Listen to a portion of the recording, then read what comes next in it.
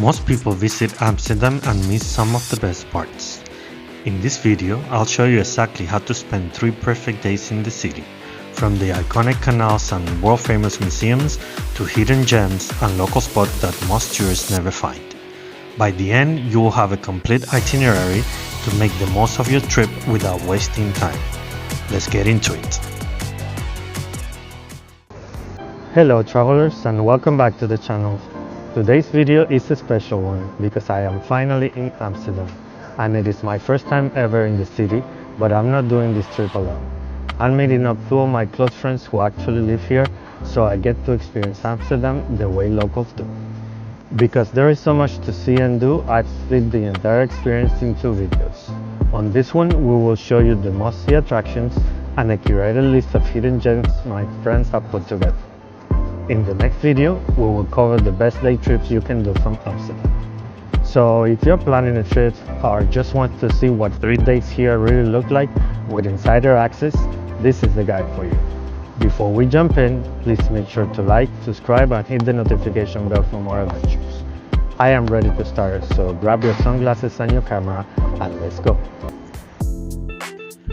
For our stay here, our friends have chosen the Rosewood Amsterdam.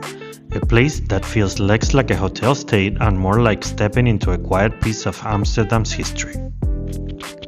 Everything here feels refined, calm, and effortlessly luxurious, from the understated design and soft ambient lighting to the way every space feels intimate and thoughtfully curated. There is this perfect balance between historic character and modern elegance that gives the entire hotel such a peaceful, exclusive atmosphere.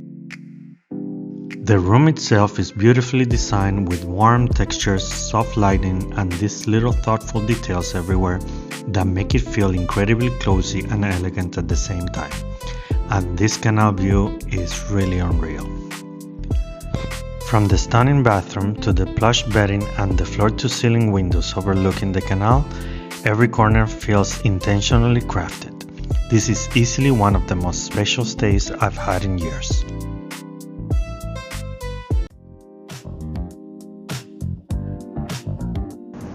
After checking into our hotel, our first stop is going to be a canal cruise. Honestly, it is the perfect way to kick things off and really get a feel for the city. Today we're having a beautiful day, so this adventure is going to be amazing.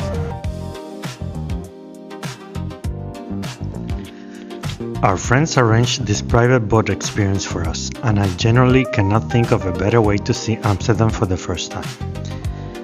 The second you step onto the boat, everything slows down a little.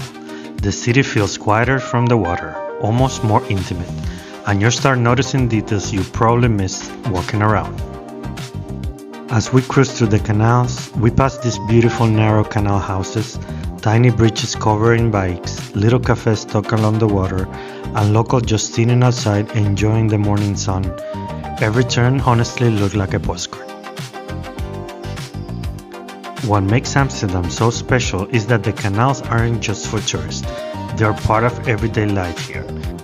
People commute by boat, live on houseboats, and spend entire evenings out on the water with friends. So being able to experience the city this way feels incredibly authentic. And having the boat privately to ourselves made the whole experience even more special. We could completely relax, take our time filming, enjoying the views, have conversations, and just soak in the atmosphere without feeling rushed.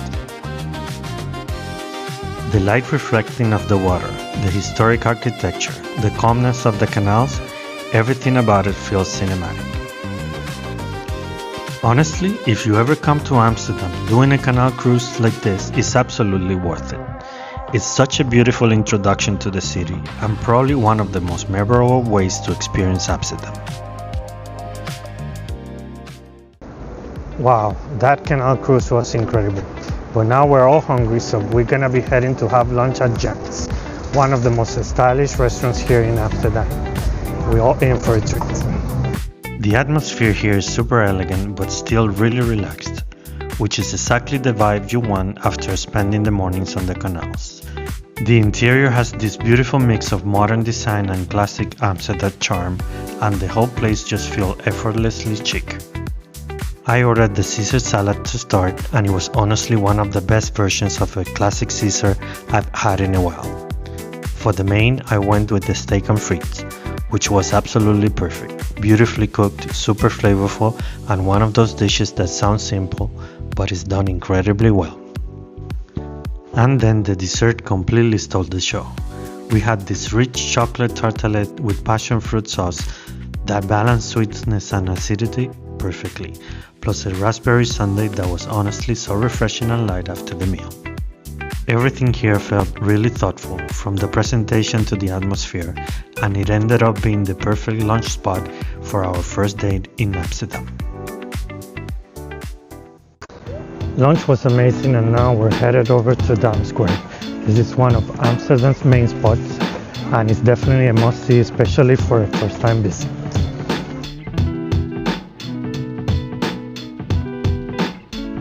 The energy here at Dam Square feels completely different from the quieter canals. It is much more vibrant and full of life, with tourists from all over the world, historic architecture in every direction, and some of Amsterdam's most iconic landmarks surrounding the square. And right up the heart of it all is Amsterdam's Royal Palace, which honestly looks even more impressive in person. Originally built in the 1600s as the city hall during the Dutch Golden Age, and it later became a royal palace. The architecture is stunning, grand, elegant, and layered with so much history and detail. Inside, everything feels incredibly ornate and cinematic, from the marble walls and towering ceilings to the massive chandeliers and intricate craftsmanship throughout. The rooms are filled with elaborate sculptures, detailed paintings, gold accents, and these enormous windows that flood the palace with natural light, making every space feel even more dramatic and regal. Walking through it really gives you a sense of how powerful and influential Amsterdam became during that era.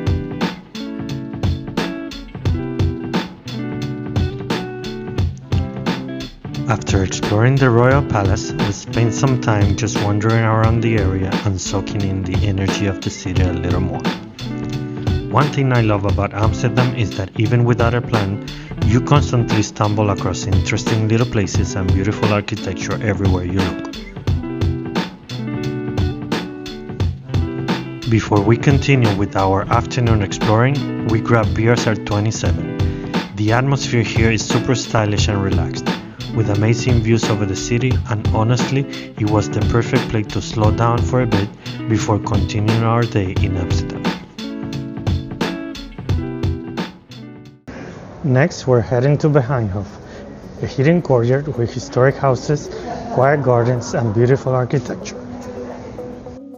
The moment you step inside Begijnhof, the energy of the city just disappears. It is incredibly quiet, almost like you have entered a completely different world hidden behind the streets of Amsterdam. Surrounded by century-old houses and perfectly kept gardens, everything feels calm and untouched, despite being right in the middle of the city. And what makes it even more special is knowing people have lived here for generations, preserving this little pocket of history right in plain sight.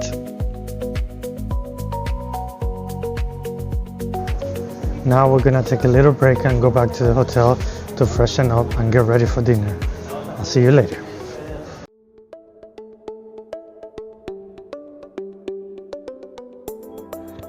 For dinner, we're headed to the Duchess at the W Hotel, and as soon as you step inside this place, the entire atmosphere shifts.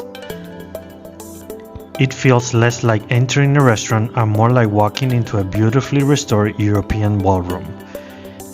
Between the soaring ceilings, dramatic arches, glowing chandeliers, and the soft golden lighting, everything feels cinematic and effortlessly sophisticated. To start, we ordered the escargot, which were rich, buttery, and perfectly cooked. We also had the fennel and pistachio salad, which was fresh, crisp, and beautifully balanced, but the absolute highlight of the night was the beef Wellington. It came out beautifully presented, and from the first bite you could tell it was the start of the menu. Tender beef, flaky pastry, and everything cooked to perfection. is one of those dishes that you don't easily forget. And to finish, we had their signature chocolate explosion for dessert, and honestly, it lived up to the name. It was rich, intense, and indulgent, but still beautifully balanced, the perfect way to end the meal.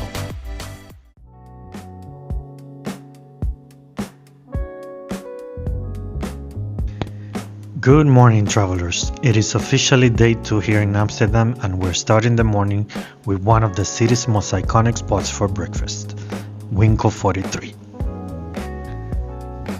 This place is famous for its Dutch apple pie, and apparently it is considered one of the best in the entire city, so obviously we have to try it for ourselves.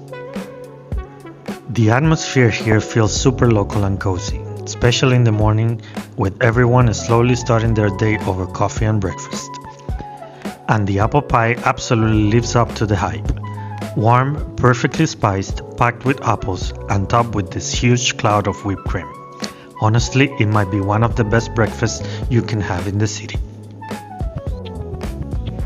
After breakfast, we made our way over to Northern Market, one of Amsterdam's most charming local markets that is just a few steps away. What I've loved here is that it feels much less touristy and more like a glimpse into everyday life in the city. You have local shopping for flowers, fresh produce, vintage pieces, and little artisanal products, all surrounded by these beautiful historic buildings and canals.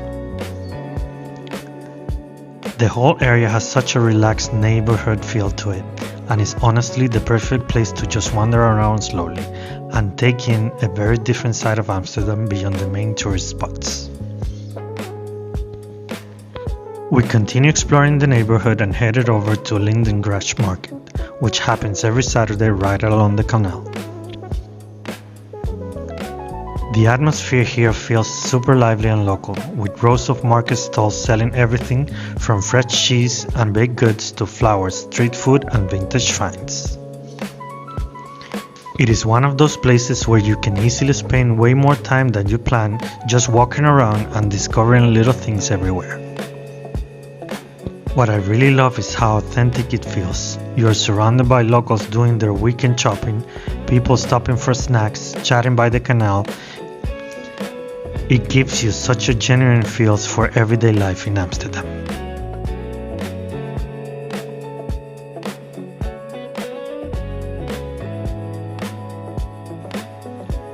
After exploring the markets, we made a quick coffee stop at Le Petit Canal before heading over to the 9 streets. This little cafe is tiny but so charming, and they're known for their canals, these small French pastries with a perfectly caramelized exterior and a soft custard center inside. Paired with a coffee or tea, it is the perfect little midday pick-me-up. After that, we spent some time wandering through the 9 streets, which is honestly one of the prettiest areas in Amsterdam. The whole neighborhood is filled with boutique shops, vintage stores, little cafes, and these beautiful narrow streets crossing over the canals. It has a completely different energy from the busier tourist areas, much more relaxed, stylish, and local. It is one of those places where there is no real plan. You just walk around, explore, and somehow every corner ends up looking photogenic. After walking around the 9 streets, we stopped for lunch at Bat and Ramen, and honestly it was exactly what we needed after being out exploring all morning. We ordered their signature ramen along with the karagidon, and both were incredible. The whole place has this cozy laid-back atmosphere that makes you want to stay longer than planned. It is definitely one of those spots that feels casual but delivers food that you end up thinking about afterward. After that incredible lunch, we're making our way to Hortus Botanicus, a hidden little gem that you cannot miss when you come to Amsterdam.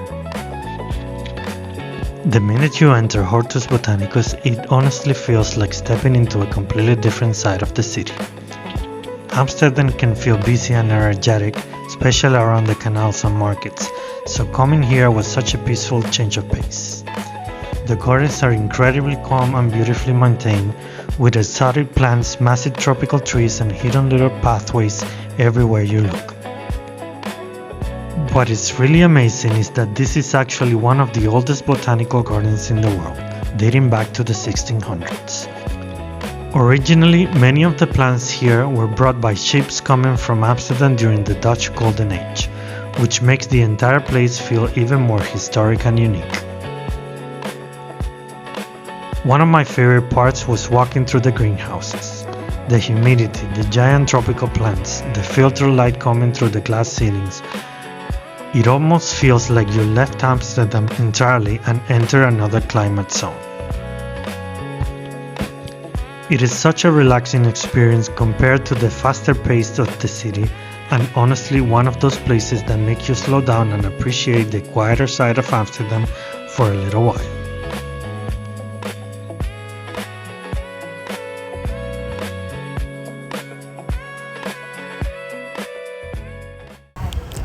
And finally, we're headed to the NDSM Straat, a creative hotspot on the waterfront known for his wall street art, innovative installations, and industrial chic vibe, a place where the modern artistic side of Dutch culture really comes alive. The Straat Museum is located inside this massive all-industrial warehouse in Amsterdam North, and the scale of the space alone is already impressive before you even see the artwork. The second you walk in, you're surrounded by these enormous murals and street art pieces covering entire walls from floor to ceiling. What makes Straat so interesting is that it takes something usually found outdoors, street art, and presents it almost like contemporary fine art, but without losing the raw energy and creativity that makes it special in the first place. Every piece feels bold, immersive, and completely different from the next. Some murals are super colorful and playful, while others are political, emotional, or incredibly detailed. And because the artwork is so large scale, you don't just look at it, you kind of experience it. I also love how the industrial setting adds to the atmosphere. It still feels edgy and creative rather than overly polished, which makes the entire museum feel very authentic to the culture and its showcasing. Honestly, even if you're not usually into museums, this is one of those places that feels modern, immersive, and really memorable. It is such a cool side of Amsterdam to experience beyond the classic canals and historic buildings. After checking out the Straat Museum, we spent some time exploring the nearby NDSM wharf area, and honestly, it feels like a completely different side of Amsterdam. This neighborhood has a much more creative and industrial vibe, with massive street art murals, old shipyard warehouses, trendy cafés, and artist studios scattered everywhere. It feels raw, modern, and super artistic in a way that contrasts so much with the historic canals in the city center. You can really feel the creative energy here, and it is one of those places that makes Amsterdam feel way more diverse and dynamic than people expect.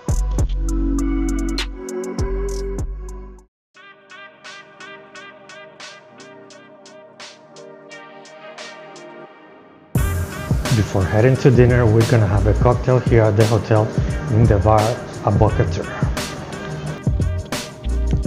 Honestly, this feels like the perfect little reset before dinner.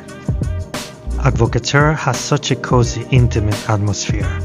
Low lighting, great music, and that classic cocktail bar energy that makes you instantly want to slow down for a bit. Amsterdam has such a great cocktail scene, and this place feels like really refined without being overly formal. It is the kind of spot where you can sit back, enjoy a drink, and take in the atmosphere after a full day of exploring the city.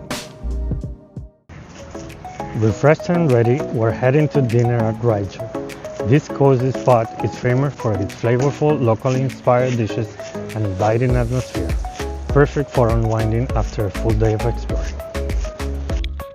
Rijksmuseum was absolutely packed with locals, which is always a great sign. The atmosphere felt super warm and lively, almost like a neighborhood bistro rather than an informal restaurant. We started with fresh bread, and the chef even sent out a homemade pâté, which was a nice touch. For starters, we had oysters and asparagus with the rich mushroom sauce, both super fresh and full of flavor. For mains, I went with the lubina, while my friends had the chicken, and everything came served with a simple green salad and perfectly roasted potatoes.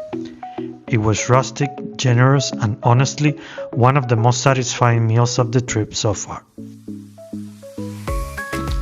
After dinner, before heading back to the hotel, we took a slow stroll through the city to end the night. Amsterdam feels completely different in the evening, quieter, softer, with the lights reflecting off the canals and streets.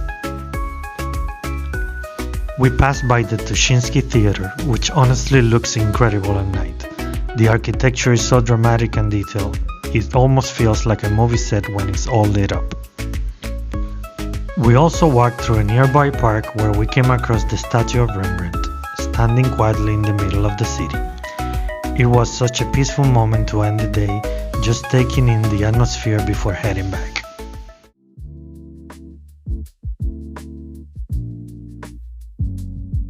Good morning, travelers. We're kicking off the day with breakfast at the hotel. Amsterdam is famous for its coffee and breakfast culture, so naturally, we're putting both to the test before we dive into today's adventures.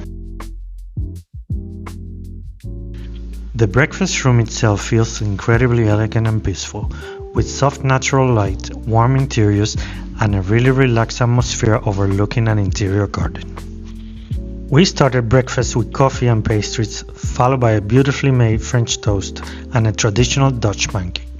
Both absolutely delicious and a perfect way to start the morning. One thing I've really loved about this hotel is how calm everything feels in the mornings. The atmosphere here is super quiet and relaxed, and the food and the service is incredible.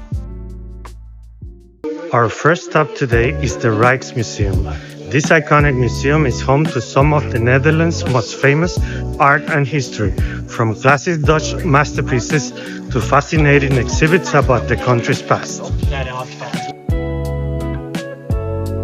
Even before walking inside, the building itself is incredible. The architecture feels grand and historic, almost like stepping into another era. Inside, the museum gives you such an amazing glimpse into Dutch art, culture, and history. You are surrounded by famous paintings, detailed sculptures, and beautifully preserved pieces that tell you the story of the Netherlands over the centuries. One of the coolest things is seeing artworks you have probably only seen in books or online, actually in person. There is something really special about standing in front of these massive masterpieces and realizing how much history and craftsmanship is behind them. What I also love is that the museum never feels overwhelming visually. The spaces are elegant, calm, and beautifully designed, so you can really take your time walking through everything and appreciate the details. As you walk through, each gallery flows seamlessly into the next, almost like moving through different chapters of Dutch history unfolding in front of you. And at the end of the visit, we spent some time walking through the museum gardens outside, which honestly felt like the perfect reset after being indoors. The cherry blossoms were in bloom, and with the flowers, sculpture, fountains, and the quiet pathways, the entire area felt incredibly peaceful and cinematic. After the Rijksmuseum, we're heading to Arbeidsmarkt Market. This Boston street market is full of local flavors, fresh produce, unique snacks, and quirky souvenirs. Let's check it out. The energy here is completely different from the museum.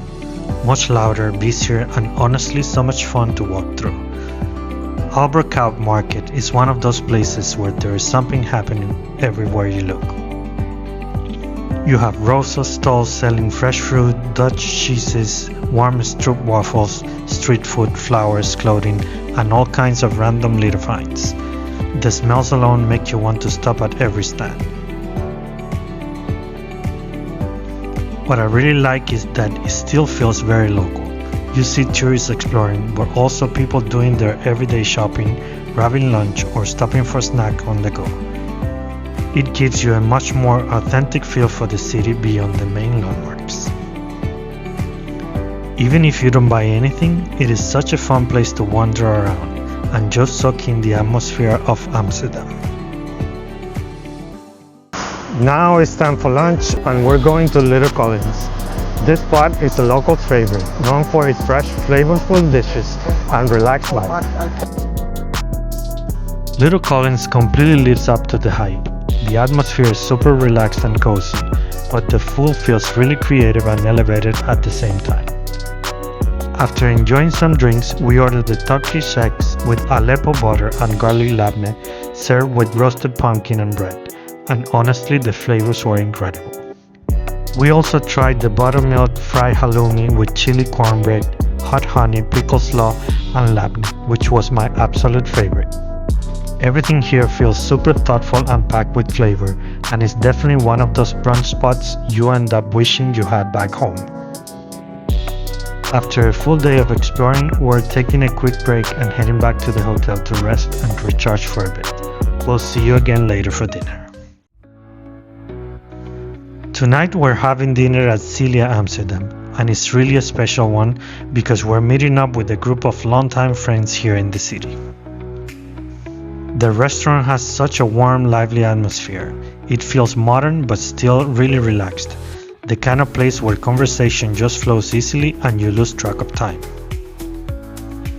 There is something about catching up over a great meal in a city like Amsterdam that just makes the whole experience feel extra meaningful. After dinner, we ended up the night with a walk through Amsterdam after dark in the red light district. The streets were busy with people out exploring, but the atmosphere still felt surprisingly calm in parts, especially along the quieter canals nearby. It's interesting seeing how the city shifts at night. Some areas feel energetic and full of movement, while others slow down and feel almost still. We just walked around for a bit and took in the city before heading back for the night.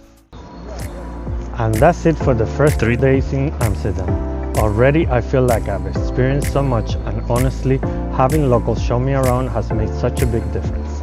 But I'm only halfway through, so make sure to check out my next video, where we will cover the best day trips you can do from Amsterdam.